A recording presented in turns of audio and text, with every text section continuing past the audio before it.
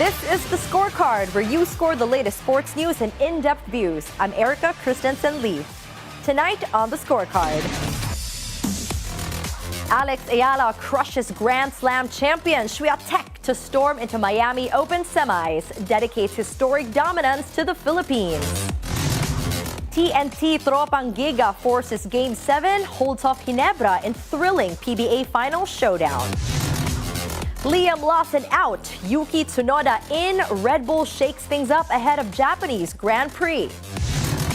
In the NBA, LeBron James buzzer tip-in ends Lakers' losing streak, stunts Pacers in 120-119. Meanwhile, Wizards snap skid with big win over 76ers, 119-114. And get to know another Pinay tennis talent, our very own Marian Capadocia. All the headlines and more on the Scorecard tonight, the 27th of March. Now, here's a roundup. Filipina tennis sensation Eala's dream run continues at the Miami Open. Stunting world number 2 Iga Świątek in a thrilling 6-2, 7-5 victory, propelling her into the semifinals. The 19-year-old's unbelievable streak saw her take down 3 Grand Slam champions. We've got Jelena Ostapenko in the second round. Eala overcame the 2017 French Open champion, marking her very first victory over a former Grand Slam winner at a WTA level event. Reigning Australian Open champion and world number 5 Madison Keys in the third round, achieving her first win against a top 10 opponent. Then, it doesn't stop there. This phenomenal win against 5-time Grand Slam champ Iga Świątek in the quarterfinals to secure her spot in the semifinals. I'm in complete just disbelief right now, and I'm on cloud 9. So thank you everybody who came to watch. And thanks to everyone who's watching from home. Yes, and when asked about her performance, Eala shared her strategy. My coach told me to run, to go for every ball, take all the opportunities I can, because 5-time Grand Slam champion is not gonna give you the win. And run she did. Eala fired 10 winners in the opening set, keeping Świątek off balance with her precise forehand down-the-line shots, while Świątek struggled with 19 unforced errors. Though Świątek staged a fight back in the second set, Eala held her ground, breaking the pole serve for the 8th time at 6-5 to seal the upset. I've been loving the way that I'm out there on court, and I'm trusting my shots. And I have a great team to tell me that I can do it. Yeah, that's the secret, I guess. The moment felt poetic for Eala, who once took a photo with Iga Świątek when she graduated from the Rafael Nadal Academy just 2 years ago. Alexandra Eala enrolled at the Rafa Nadal Academy in Mallorca, Spain at age 12. Nadal occasionally interacted with the students. Notably, during Eala's 2023 graduation, Iga Świątek served as the guest speaker here, highlighting the connections formed within the academy. Eala will face Jessica Pegula in the Miami Open semifinals. The WTA number 4 Pegula defeated Emma Raducanu in a 6-4, 6-3, 7-7, 6-2 in the tournament's quarterfinals. As of March 27 of 2025, Filipino tennis sensation Eala has earned approximately a whopping $498,901 in career prize money. Her semifinal run at the Miami Open is expected to add around $332,160. That is over 19 million pesos, if the math is mathing correctly, to her earnings, potentially boosting her world ranking to number 75 from the former 140, marking a significant milestone in her professional career. Now, all eyes remain on Eala, the Filipino wildcard, whose historic run has captured the hearts of tennis fans all around the world. And we are super rooting for you here, Alex. The whole country is always so mighty proud of you, and we are with you every step of your game.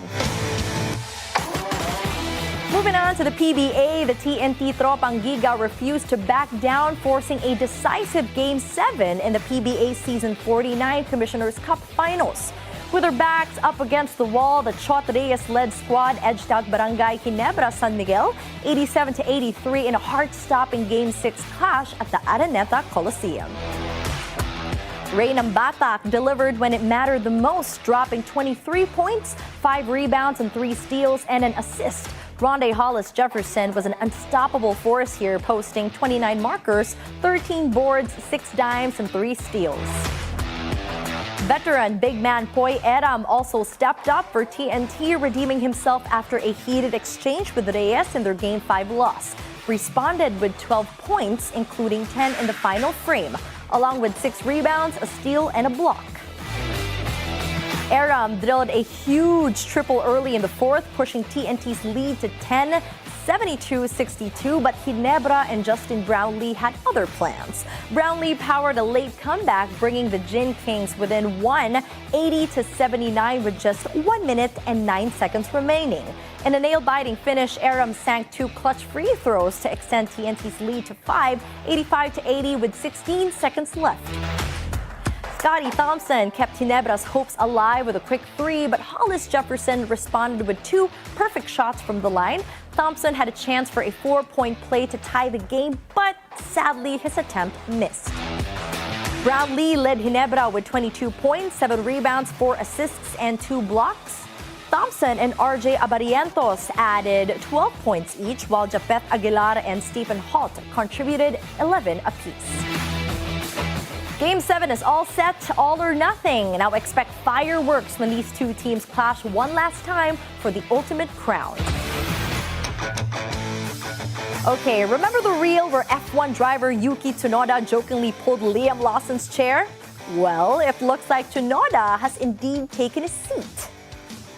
Red Bull is making a bold move here, swapping Lawson for Tsunoda just 2 races into the Formula 1 season. The switch will take effect at next week's Japanese Grand Prix, a decision that sees Lawson return to Racing Bulls, while Tsunoda steps up as Max Verstappen's new teammate. The 23-year-old Lawson faced an uphill battle with the RB1. The start of the season saw him struggle for the pace, failing to score points in both Australia and in China.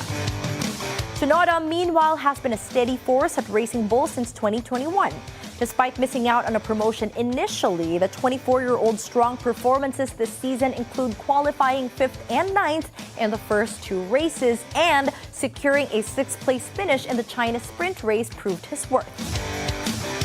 Porter himself admitted the pressure weighed heavily on Lawson, acknowledging the tough weekends and mounting media scrutiny. Meanwhile, though, Tsunoda is set to become Verstappen's 5th teammate, and all eyes will be on whether Tsunoda can break the mold and can keep up with the reigning champ. In the NBA, LeBron James sealed the deal with a clutch tip-in at the buzzer, snapping the Lakers' losing streak and edging out the Pacers in a thrilling 120-119 win in Indianapolis. Luka Doncic led the charge with 34 points, 7 rebounds, and 7 assists. LeBron overcame a slow start to finish with 13 points, 13 boards, and 7 dimes. Austin Reeves dropped 24 points, with Rui Hachimura added 14 points, including 2 huge 3-pointers in the fourth. Jackson Hayes threw down highlight dunks on his way to 13 points. The Pacers fought back from a 6-point deficit. Miles Turner's 3-point shooting kept them in it. Tyrese Halliburton and one gave Indiana a 1-point lead with 42 seconds left. Now, both of the teams shot over 50% from the field, keeping fans on edge in a back-and-forth showdown. The Lakers dominated in transition with fast break points, making a key difference. But when Luka's floater missed, LeBron was there for the tip-in, delivering a dramatic victory. Streak snapped, the Lakers win. Meanwhile, Alex Sarr dropped 24 points and grabbed 7 boards to lead the Washington Wizards to a 119-114 victory over the Philadelphia 76ers, ending their 5-game slide. Justin Champagny was on fire with 18 points, sinking 4 of 6 from deep and pulling down 10 rebounds. Washington has now won 3 of their last 10 games. Kenton Grimes led the 76ers with 22 points, while Guershon Yabusele added 21 points and 8 boards. But Philly's losing streak stretched to 6. Champagny poured in 16 first-half points as the Wizards took a 67-58 lead into the break. Washington broke it open with an 11-0 run in the third quarter, pushing the lead to 89-71 with under 3 minutes left in the period. Tristan Vukcevic chipped in 11 second-half points to help seal the deal. Philly fought back, of course, outscoring the Wizards in the final 2 quarters, but Washington held firm to secure the win. The Wizards dominated the glass with a 48-39 rebound advantage, while also limiting the Sixers to just 43% shooting from the field. A late surge by Philly cut the lead to 5 in the final minute, but key free throws from Sarr and Champagny closed it out. And here are more results from around the NBA.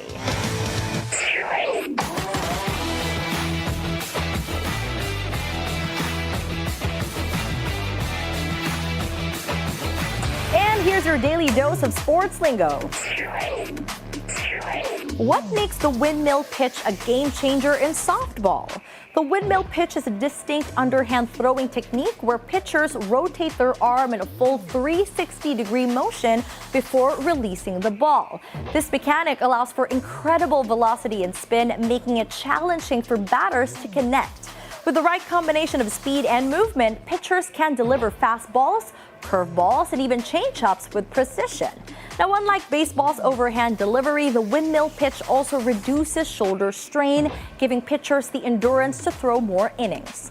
Legends of the game have mastered this art, turning it into a powerful strategy on the mound. So the next time you watch a game, keep an eye on that windmill whirl. It's where softball magic happens. Now it's time for our off-court buzzer. Okay, look. We talk a lot about mental toughness in sports, right? The guys who play through injuries, the ones who block out the noise, who want it more. But what happens when the noise isn't coming from the crowd or social media? Instead, it's coming from inside your own head. So what did we see actually from Poy Erram in the 2025 PBA Commissioner's Cup Finals? The TNT's big man has always been a high-energy, emotional player, but in Game 6, something was a little bit off. He wasn't just frustrated, he seemed lost. And after the game, he did something most athletes don't. He actually admitted it. "I'm seeking help," Erram said, and then a raw, honest apology to his team, to the fans even to the kids watching at home, saying he did not know what was happening to him. A rare and heartbreaking confession from a guy who's been one of the league's most physical enforcers. Erram is grieving the loss of his father, and it's clear that it has affected his game. Well, let's be real here. If a guy like Poy Erram, who has built his career on grit and toughness, is saying this out loud, it just means the weight he's been carrying is simply so heavy. R.R. Pogoy, always the quiet, steadying presence, told him simply, "Relax lang, Poy." And maybe that's exactly what he needs. Not another war in the paint, not another battle on the glass, just a moment to breathe here, to process, but most of all to heal. Poy Erram is fighting a battle way beyond the court. Maybe instead of piling on, we give him some space, some grace. The same way we rally around players when they hit a game winner, we should rally around them when life hits back. And that's our roundup for tonight, the 27th of March. Up next, get to know another Filipina who wields great power with a racket, Marian Capadocia. So watch out for that when we return right here on The Scorecard.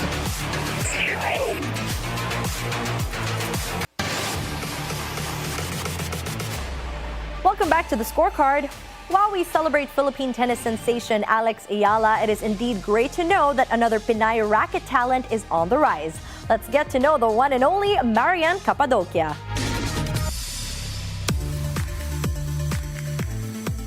Today I am so honored to interview one of the greats here in our local tennis scene. She is a 10 title holder in PCA, that is the Philippine Colombian Association. Guys, this is the most prestigious tournament here in the Philippines. She has numerous international accolades in both paddle and tennis. The one and only Marian Capadocia. Marian, welcome to the Scorecard. Thank you so much for having me. Now, I know, Marian, that you started tennis when you were a little girl, I think at 8, no? 8 years old, yes. And then professionally, you started playing at 15, 15, correct? yes. So walk us through that journey. Like when you first picked up a racket, was it love at first sight? No, I think I'll get emotional if we go back there. It's okay, let's get emotional. Anyway, so first of all, my siblings are playing tennis. And then they're traveling kasi like in the province lang, pero different provinces. So ako, sinasama nila ako. But then, one time, iniwan nila ako because sabi nila, lagi daw ako kumakain, dami kong hinihingi, something like that. So that time, iniwan nila ako and then napaisip ako, sabi ko, iniwan niyo ako, sige, next time ako naman magdadala sa inyo sa ibang bansa. But then I really do kasi nadala ko yung parents ko sa ibang bansa, Amsterdam, and then my ate in Malaysia, and my other siblings in Paris. Ganun. Because of your career. Yeah, because of tennis. Yes, yeah.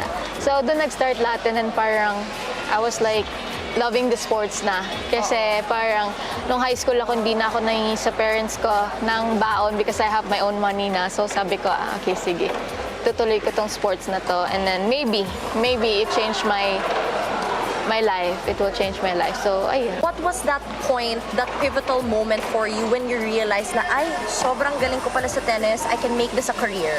You know what? Yun, actually, a lot of people saying na yun yung maganda sa akin. Kasi starting from the bottom and then nung umangat na ako or nag-number 1 sa Philippines, I never really thought na number 1 ako or I never really think na nag-number 1 ako or magaling ako. Like every time I played, sabi ko, no, mas magaling sila. So, yun yung naggusto ng mga tao sa akin na I never really care kung anong rank ko sa Philippines basta maglalaro lang ako ng tennis. So, correct. Yeah.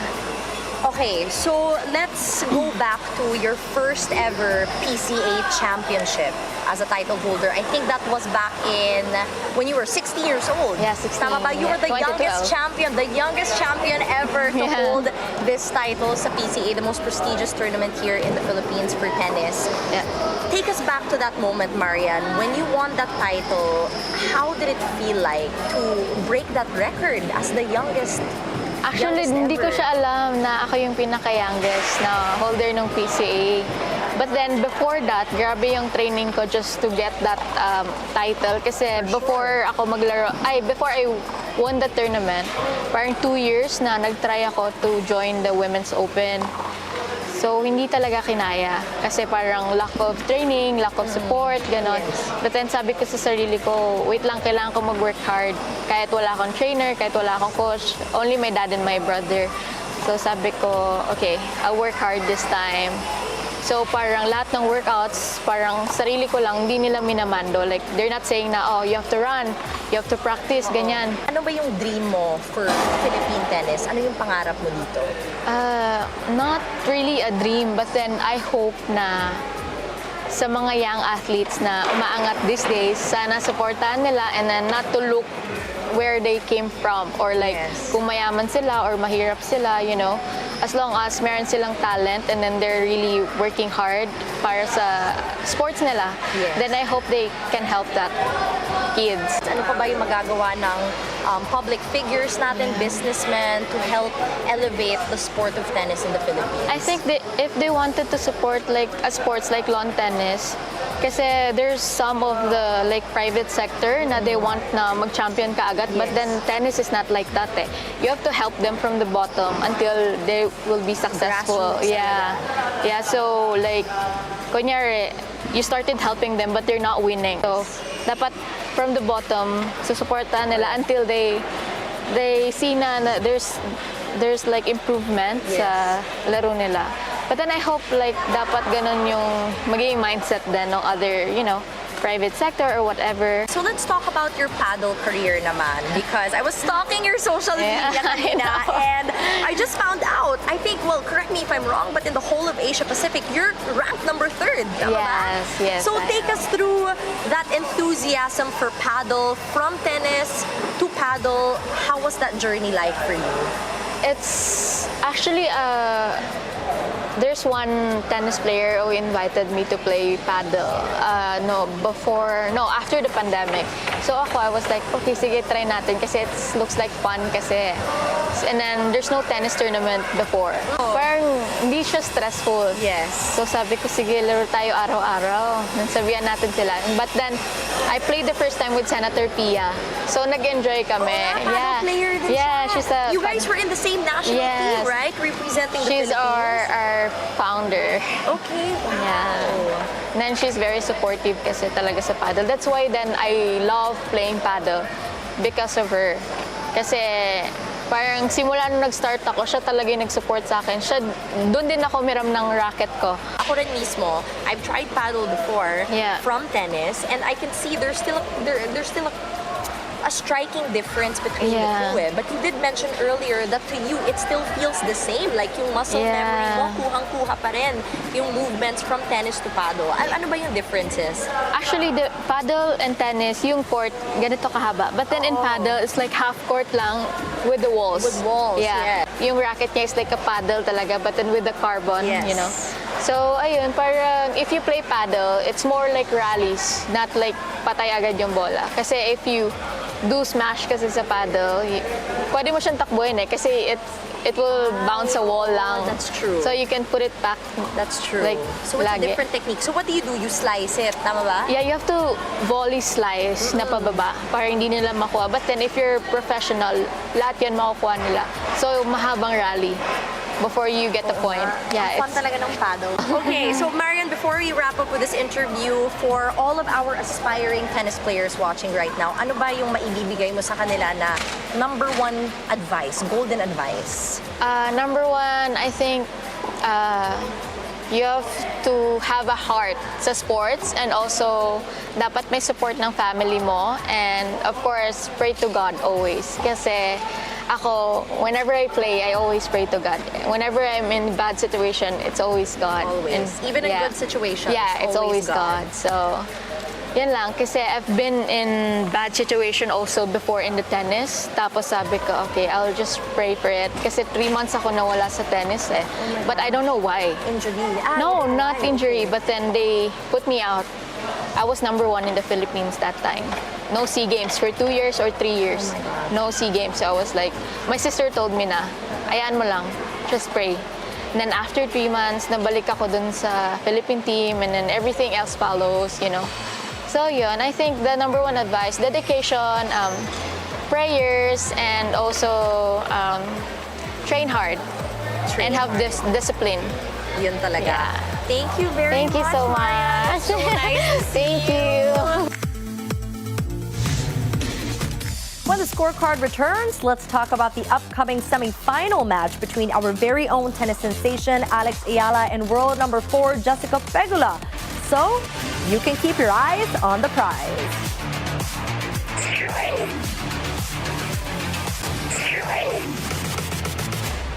Welcome back to the scorecard. It's time to keep your eyes on the prize.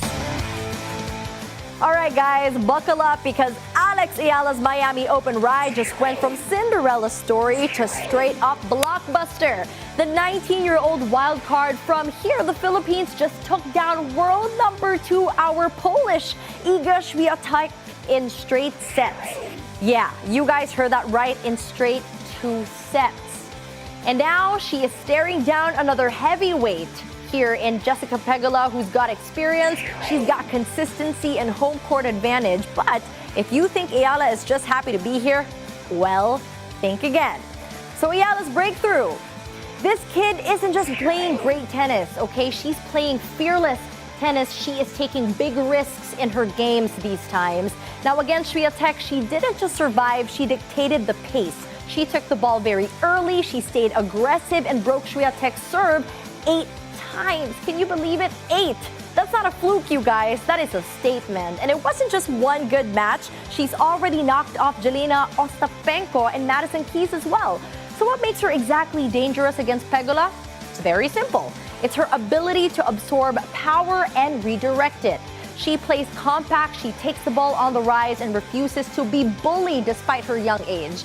Pegula isn't the biggest hitter on tour here, let's be honest, but she is rock solid. She grinds, she makes sure she works. But Eala has already proven she can stand in the fire and come out swinging. Now, Pegula's challenge on the other side. If there is one thing Pegula does well, it is neutralizing her opponent's strengths. She doesn't give away free points and she won't get rattled in her matches. Against Emma Raducanu, we have seen it. She had to dig deep in the Miami Heat, battling through a second set tiebreak before flipping the switch in the third. That's exactly what makes her dangerous. She has seen it all. It's Pegula, guys, and she knows how to weather the storm here. Now for Pegula, the key is her return game. Eala's serve isn't a weapon, it's super solid, but it's not going to blow Pegula off the court. That means Pegula can step in, apply some pressure, and try to dictate very early. But if Eala gets time on the ball, she will look to take those returns early, just like what she did against Iga Świątek. So the question is, what do we expect? Right, this is a classic experience versus moment matchup. Pegula has been here before, as I've said earlier, multiple momentum matchups, multiple Grand Slam quarterfinals, deep WTA 1,000 runs, and a game built on consistency. But Eala, she has got nothing to lose, and she is playing like it. That's also what makes her dangerous. So, between Pegula and Eala, who exactly wins? If Eala keeps taking the ball early, stays aggressive, and dictates the tempo, she has got a real shot at pulling off another shocker. Pegula will try to, of course, extend the rallies, try to tire Eala out, force Eala out into longer exchanges, and wear her down. But if the Filipina can keep her foot on the gas, she could very, very well steal this one right off the bat. Pegula may be the favorite at minus 325, but Eala, the underdog at plus 250, has already proven to the whole world that she can handle the big stage. Whew. And for the first set, Eala comes out firing, dictates the pace, and strikes first before Pegula tries to adjust. But you know what? Either way, Miami's got a fight on its hands here, and we are so looking forward to it. If the Filipina sensation can keep that momentum going, we might just be looking at the biggest breakout star of the season, and you know what? Even for the whole year, and a new tennis hero for the Philippines. So that wraps up tonight's preview, so you can keep your eyes on the prize. Now, before we go, think on this. From a former world #1 tennis player and two-time major singles champion who won the 1971 US Open and 1972 Wimbledon. Stan Smith once said, "Experience tells you what to do. Confidence allows you to do it." And with that said, thank you so much for joining us tonight. We'll see you again tomorrow on the Scorecard, where sports is our business and business is our sport, on the Bilyonaryo News Channel. Once again, this has been Erika Kristensen-Lee. Have a good evening.